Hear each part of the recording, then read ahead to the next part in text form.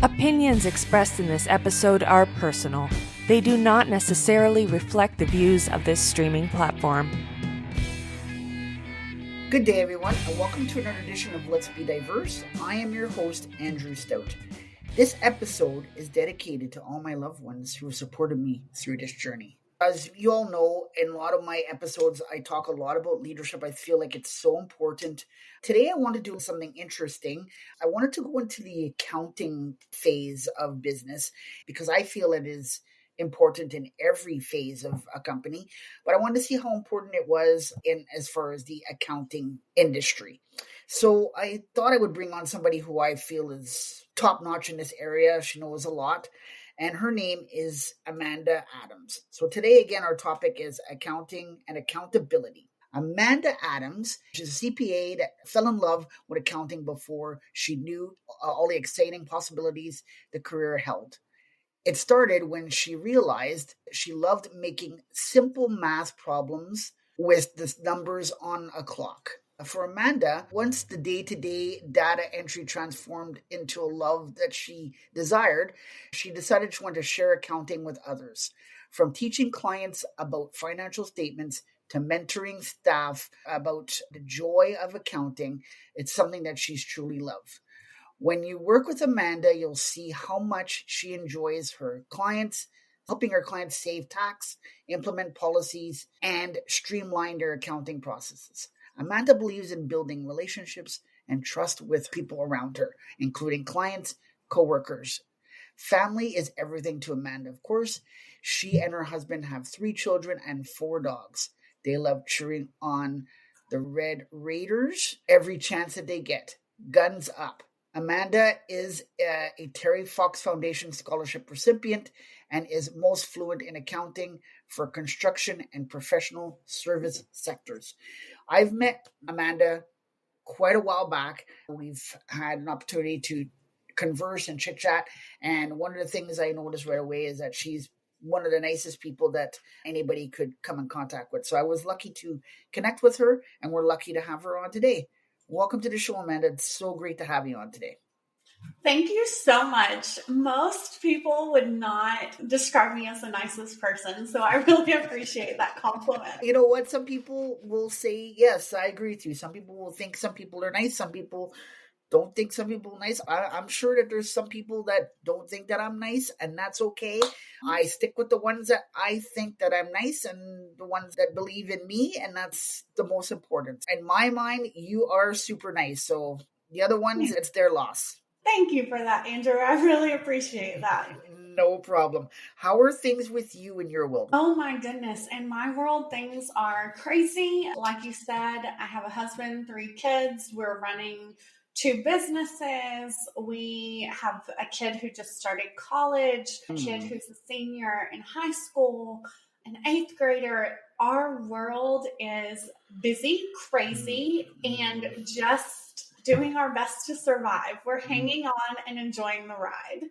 It must be very exciting, the ones at college and stuff like that. Have they decided where they want to go? Or okay, in my bio, my intro, we're Red Raiders at heart. So Texas Tech University is really important to us. It's on my earrings today. I'm nice. sorry, listeners, you won't be able to get to see those. But we are big supporters. We live locally here. And so that's where our son went.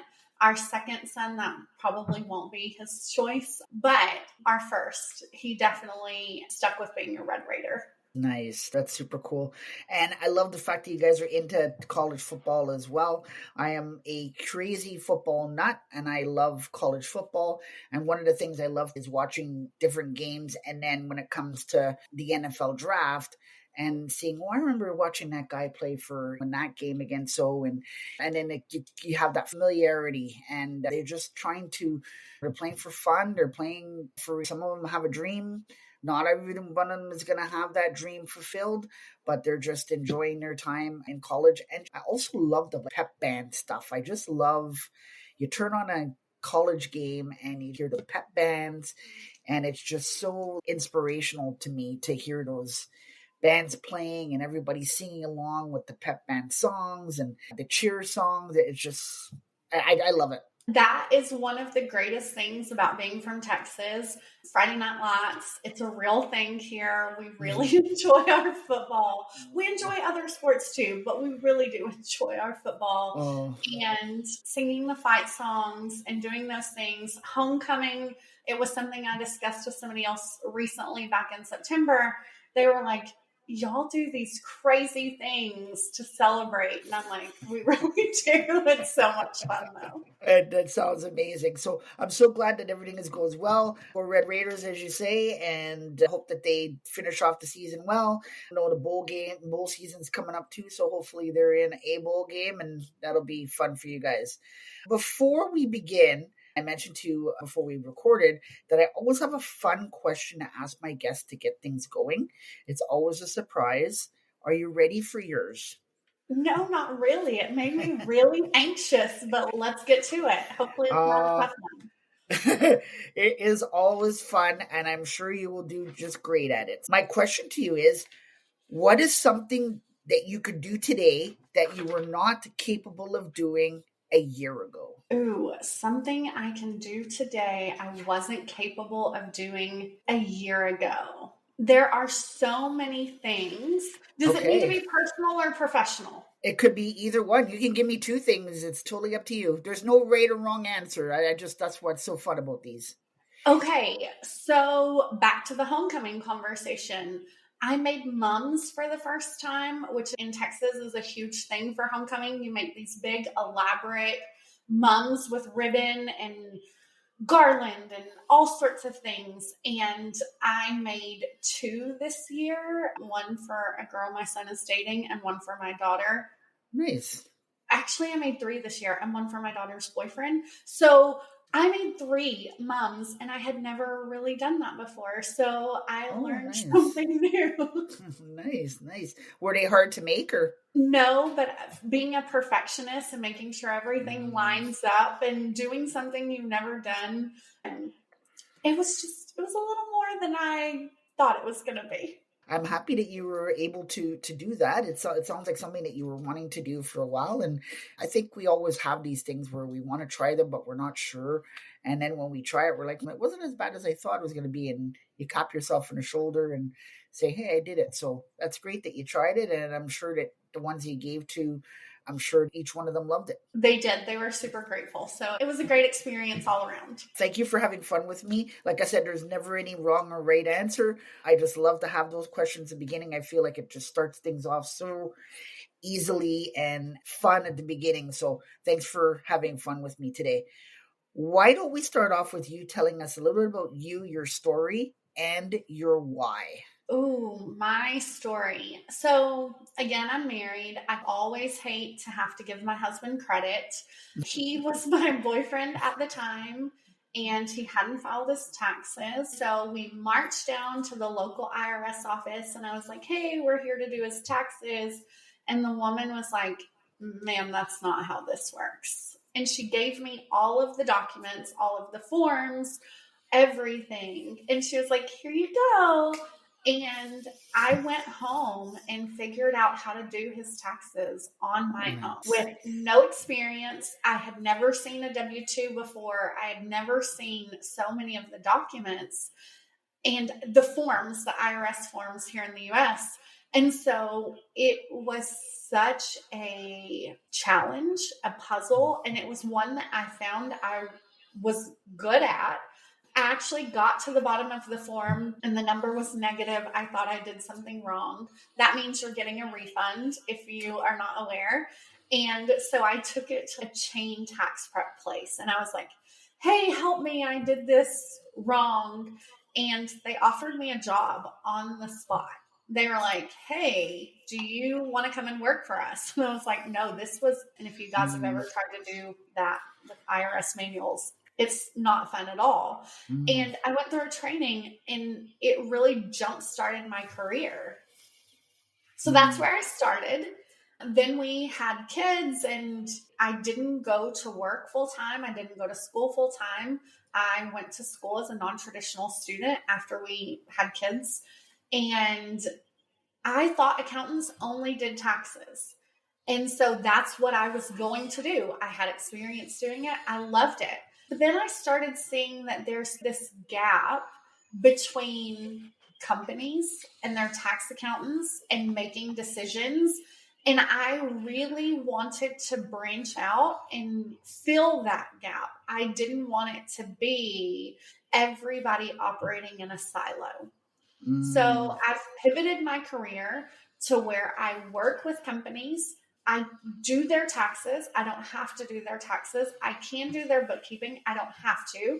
But to do advisory, to be that bridge between all the different aspects of accounting so that everybody's on the same page and moving towards the goals that the business owners and stakeholders want to move towards. So that's where my career has pivoted to. So many things to unpack there. First off, I just love the fact that you just took the initiative to say, I could just imagine how that conversation went with your husband or boyfriend at the time when you found out that he hadn't done his taxes. I'd imagine how that conversation went, how unhappy you probably were, because my wife would probably be the same way. So I just love the fact that you took it upon yourself to say, okay, listen, I'm going to fix this for you. Never done it, but let's try. So I just love that you took the initiative. I love the fact that as a leader and an HR guy, I love the fact that you brought in the taxes to get some help and they actually offered you work. I love the fact that they didn't look at your resume, whatever, to see what your experiences were like as far as hard skills. They looked at your soft skills right away. They saw your capabilities. They saw your initiative to try to do that. And that's amazing that they just decided, wow, we got to nab this person right away before they learn more and find somewhere else to work.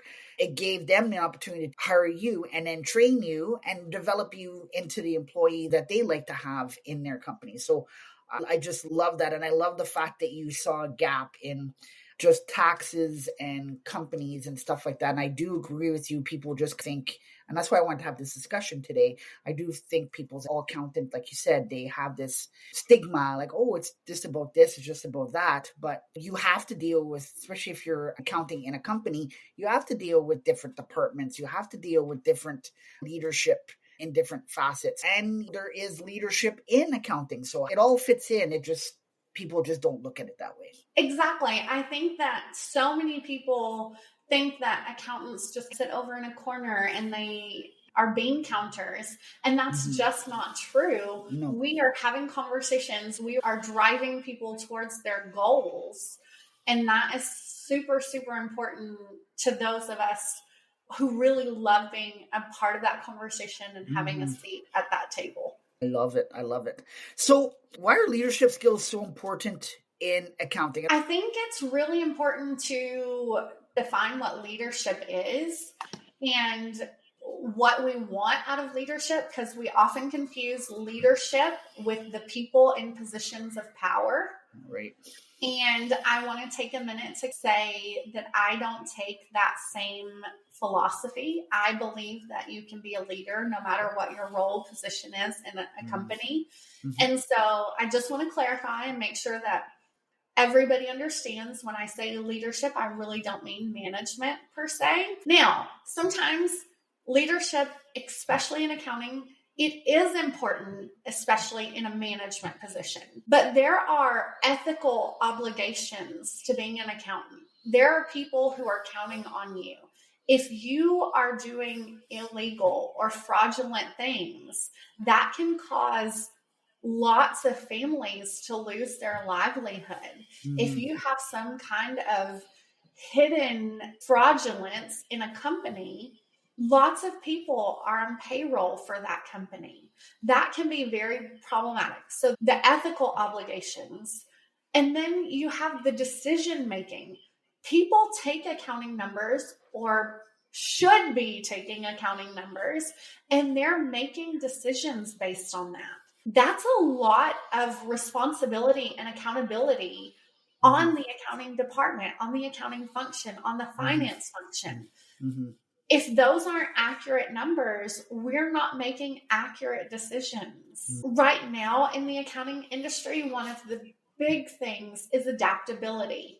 Are we I'm so tired of hearing, are we going to be put out of business? Are we no longer going to have a job because of AI? Mm-hmm. That's never going to happen. Accountants Mm-hmm. hear me say, I don't think that is ever going to happen. But what it may do is take some of the day-to-day responsibilities you have and shift those. You're not going to be data entry anymore. There Mm-hmm. are going to be bots and programs that can do that for you. So if that's all you're doing, you need to shift that into a strategic thinking. Right. So how do you shift your position to still be of value to a company? Because data entry is going to be done automatically. So in that, leadership skills and really being able to look towards the future is such an important part of the accounting function when it comes to leadership. Wow, so much to unpack here. First off, I love when you're talking about personal information and stuff like that. So I agree with you. I definitely think a leader will make sure that the policies, procedures, and confidentiality are forthright within the organization or within the department. So I agree with you there. I agree with you 100% as far as leadership goes. I always say to people, leadership comes in different forms. A business owner is a leader. I feel like the coworker that you sit beside is a leader. You talked about the Red Raiders. The coach on that team is a leader. It comes in so many different forms. I think that people just look at leadership and then they put it in a certain category and they feel like that category is the only category that it should go in, and it's not. And I think because it comes in different categories, a lot of people will not think that they are, but in reality, when you look at stuff and you think back of stuff that you did or you've done in your past, you are a leader. I'll probably age myself here, but I remember being a kid in school and playing follow the leader. That's a leadership skill. Talking with my friends in daycare, and one of us is, okay, why don't we do this today? Why don't we color this? And then after, we're going to play this game. And then after, maybe we'll read a book. That's a leader. That's one of my classmates taking on a leadership skill to decide what everybody in the group is going to do. So I think we just forget about that.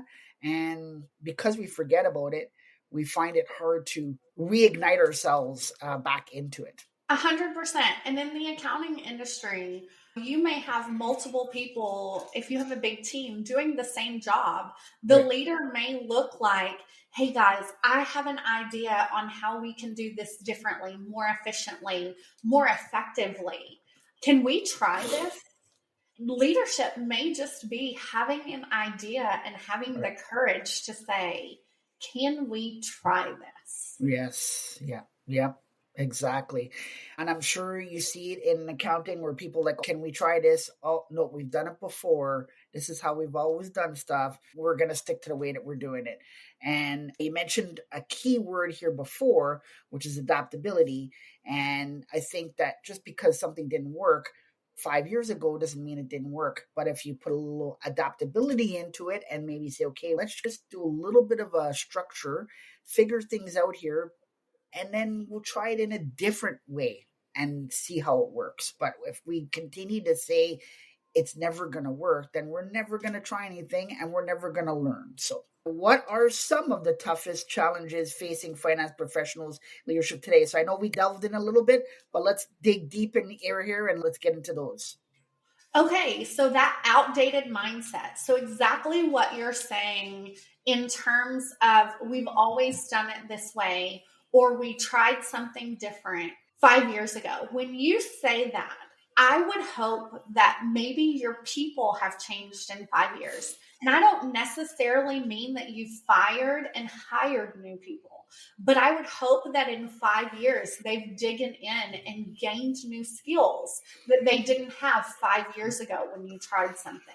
That they have gotten a deeper understanding of systems, processes, procedures, and now they have more insights into why it didn't work before, and they can see those pitfalls and fill in the gaps now. So when you say, we tried that exact thing 5 years ago, technology has changed, your people have changed, their training, their education, it has changed. we should have a deeper understanding of things we didn't have 5 years ago.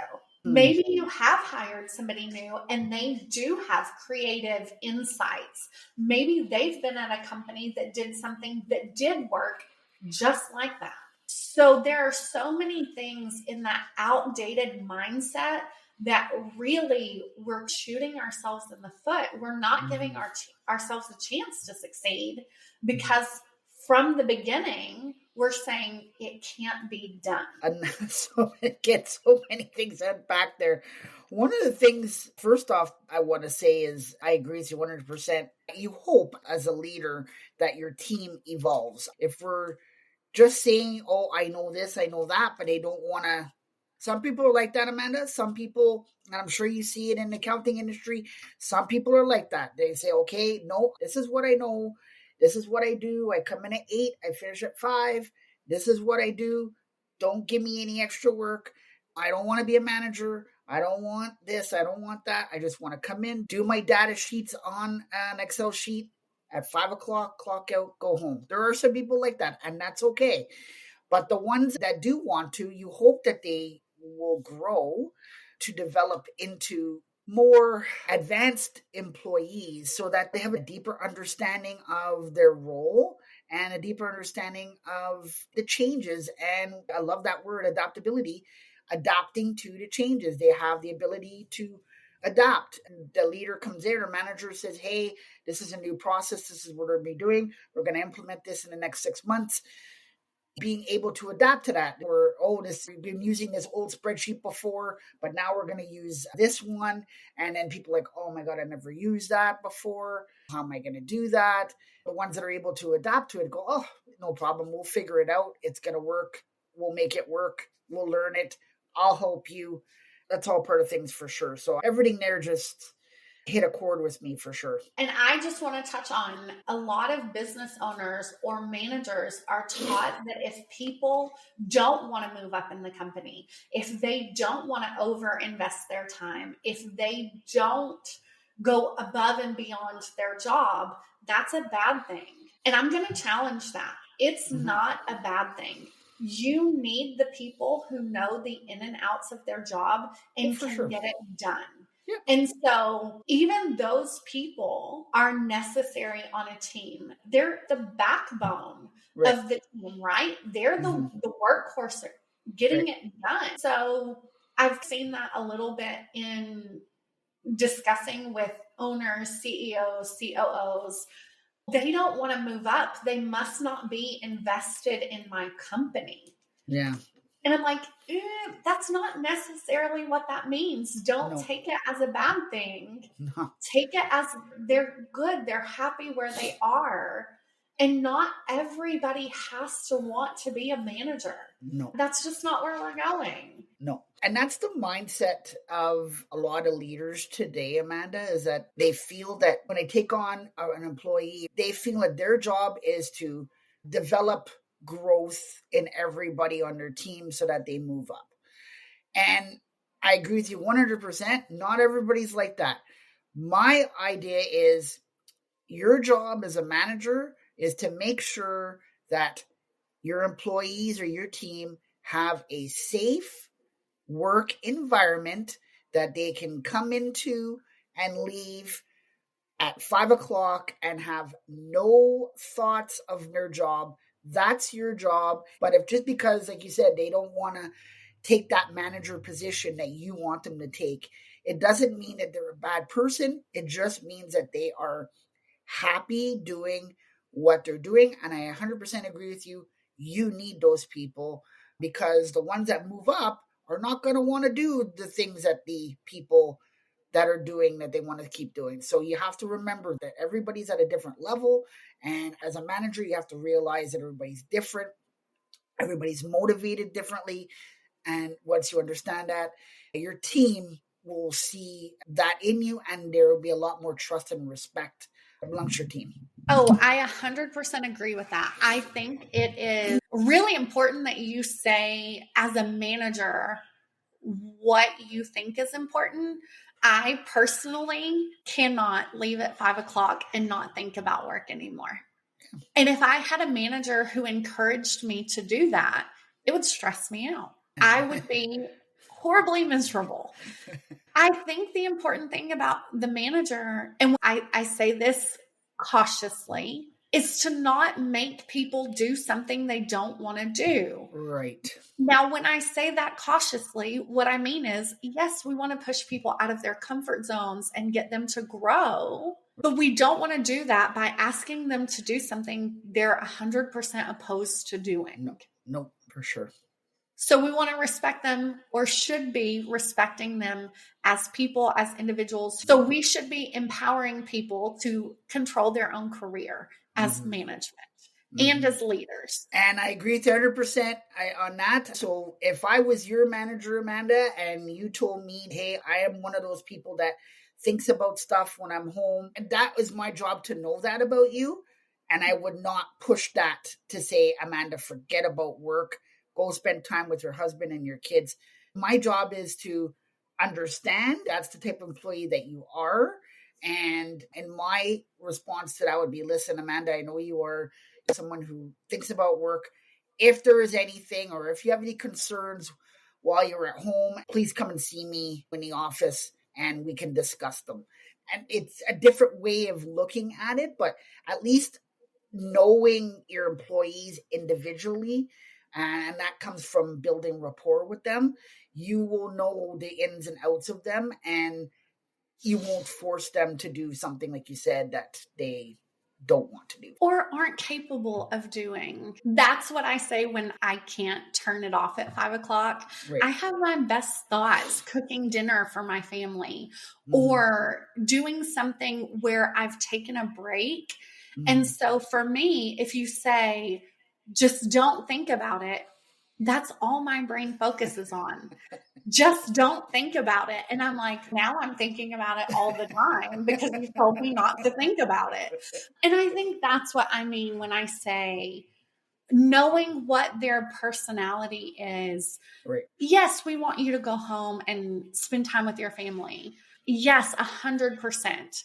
But what about the people who don't want to go home and spend time with their family? They don't have a family. So this kind of leads into that second toughest challenge, I would say, in the industry, is knowing what works for one doesn't necessarily work for all. So being open to flexibility, adaptability, giving people some structure, because I think that structure is important. And when I'm talking about some structure, I've walked into companies, I've walked into public accounting firms who give zero training.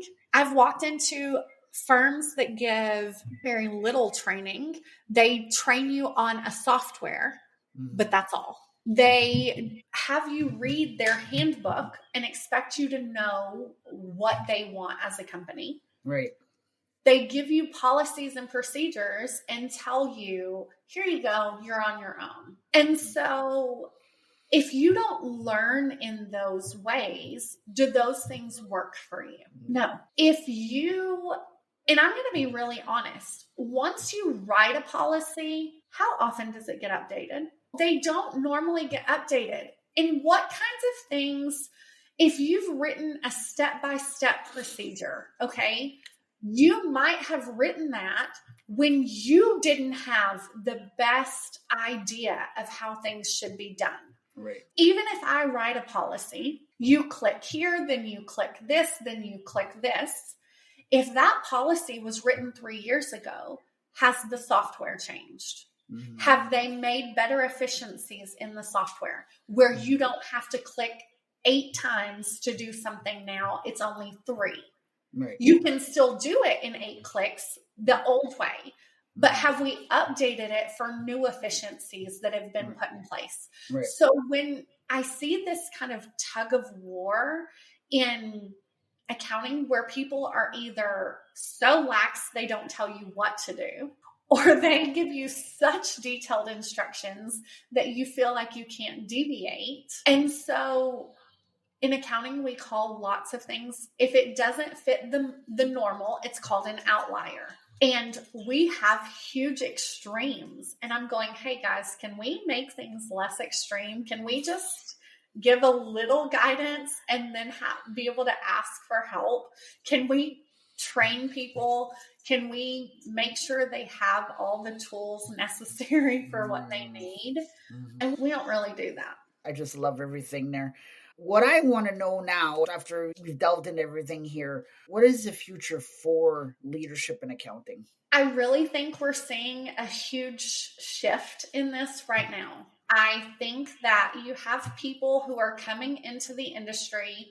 A lot of people would kill me for not mentioning, so I'm going to mention there is a shortage of accountants. Oh, okay. Okay, so especially becoming CPAs.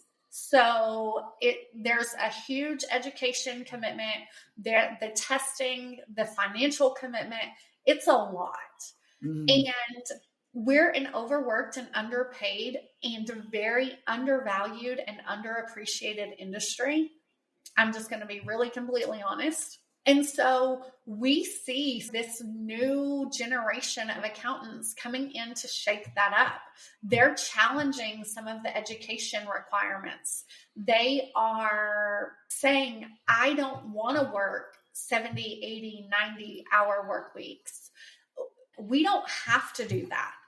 And I think that the future of that is coming. I think it takes a bit to get there. We know that change doesn't happen overnight, but there really is going to be a shakeup in the way that the accounting industry operates as the older generations continue to retire. We don't want to do what they've always done. We don't want to work those long hours. I think I saw somebody say that they were charging $400 a year for a tax return. And that's just not, they don't change it for inflation. They don't charge more for their knowledge, their experience, their efficiencies. They are stagnant, and we're going, hey, no, we still invest in ourselves. We invest in continuing education every year. We invest in learning new tax strategies. We invest in learning new operational strategies, or whatever it is. We're not going to not charge you more for all of our expertise and experience. And so I am very hopeful for the future of the accounting industry. But right now we're going through this. We have 2 generations and we do things completely differently. So you mentioned there's a shortage with accountants. That's interesting to me. So you mentioned a few things, the schooling, accountants are overworked and overpaid, which I could see that. Would you say that those are like the main reasons for shortage, or have people lost interest in becoming accountants? What do you see? I don't necessarily think people have lost interest per se. I think that there's not really a reward for doing it. Okay. So unless you are driven by long hours, not being home for dinner, being underappreciated, overworked, and underpaid, which I don't know anybody off the top of my head that I could check off all those things and they say, yes, that's what I want. I think that people are still driven. When you become an accountant, normally you think in accounting. Let's go back to my bio. I had no idea that I would be an accountant when I was making math problems with a clock. I had no idea that would be my dream.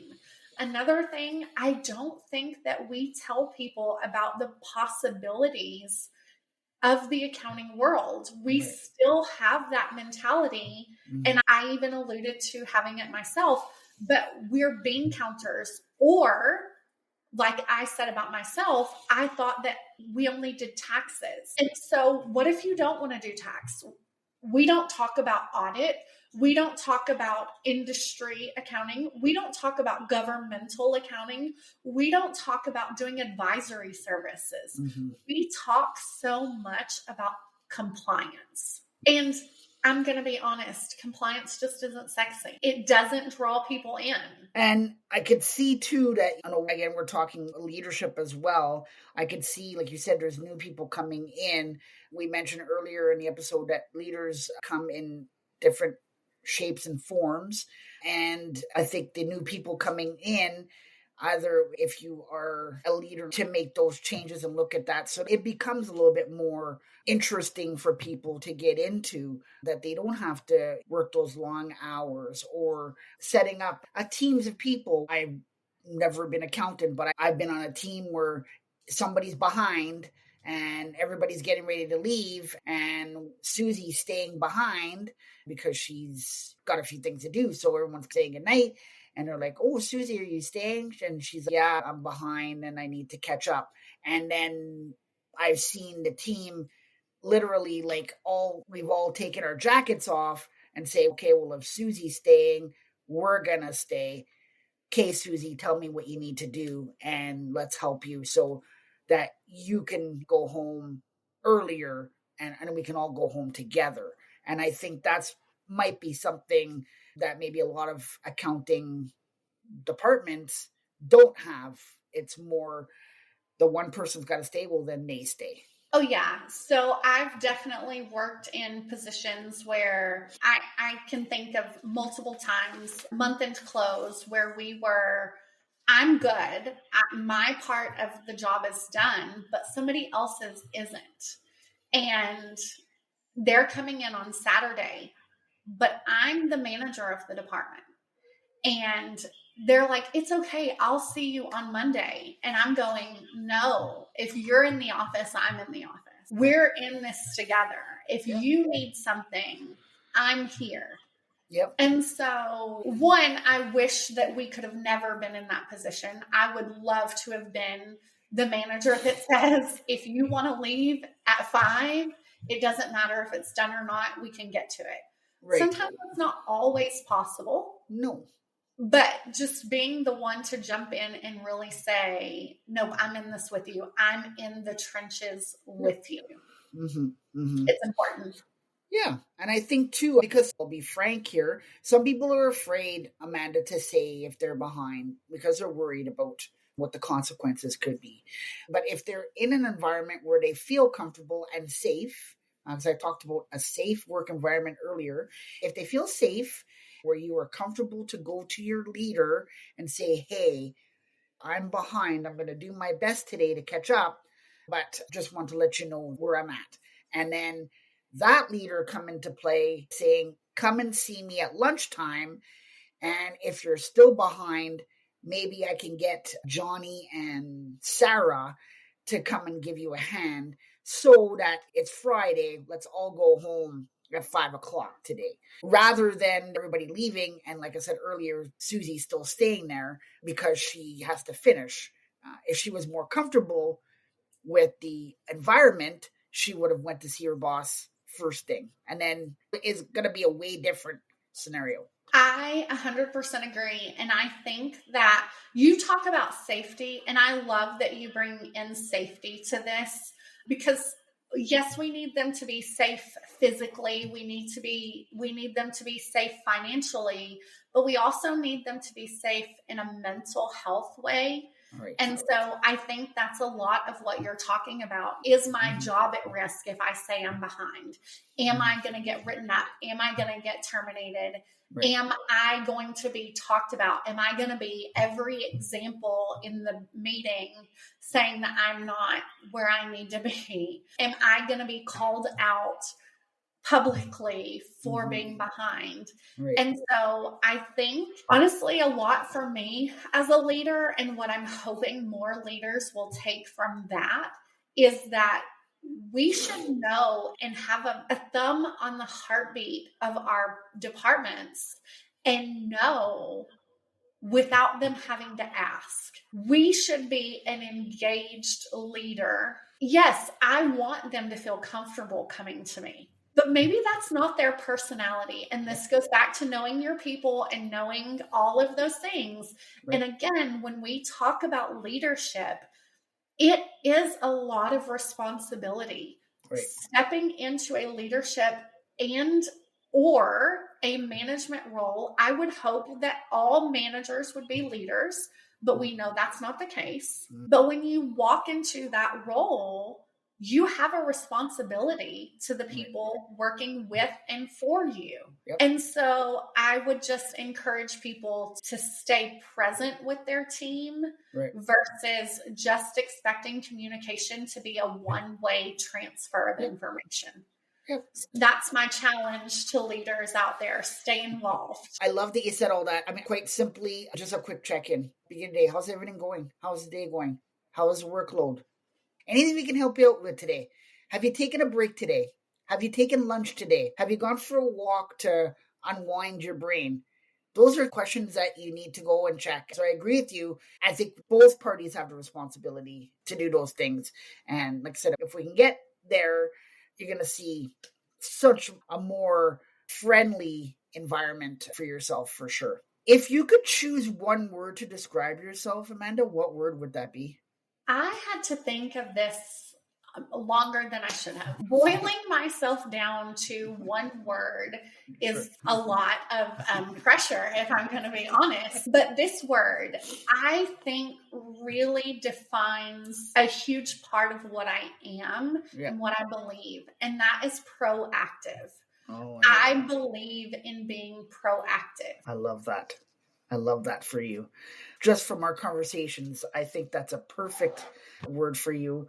I've also watched videos of you as well, and that is, I don't think you could come up with a better word. I think that's a perfect word for you.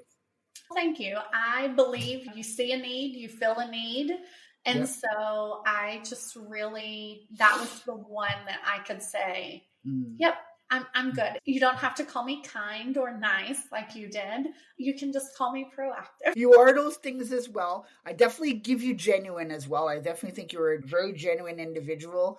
You're very much like me. What is what you get. And I just love that about people. And I think that's why we got along over our time, is because we both see that each other. So I think that's where our rapport building has come into play here. Any final thoughts today? Oh, final thoughts. I'm going to sum it up with this. Remember that to be a leader, you do not have to be in a specific role, in a specific number of years in your career. You can be just starting out and still choose to be a leader. Leadership is the way you carry yourself, the way you think of others.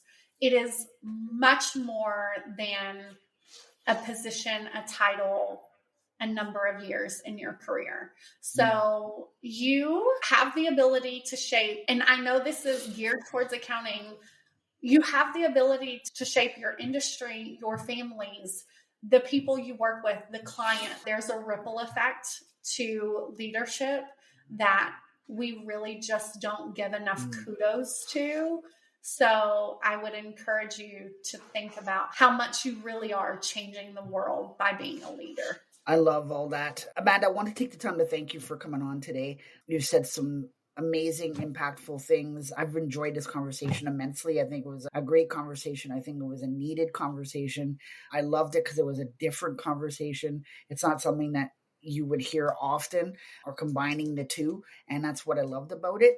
And I love the fact that you as an individual, we talk about leaders, and I love how you carry yourself as an individual, as a leader. And I could see how people are drawn to you and want to work with you because of that. Thank you for coming on today and having this great conversation with me.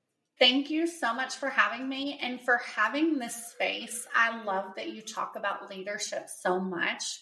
I really appreciate that we're, as a community, a society, really changing the way that we look at these things. So also kudos to you, Andrew. Thank you for having this conversation and being willing to start a podcast and talk about these things, because it really is impactful.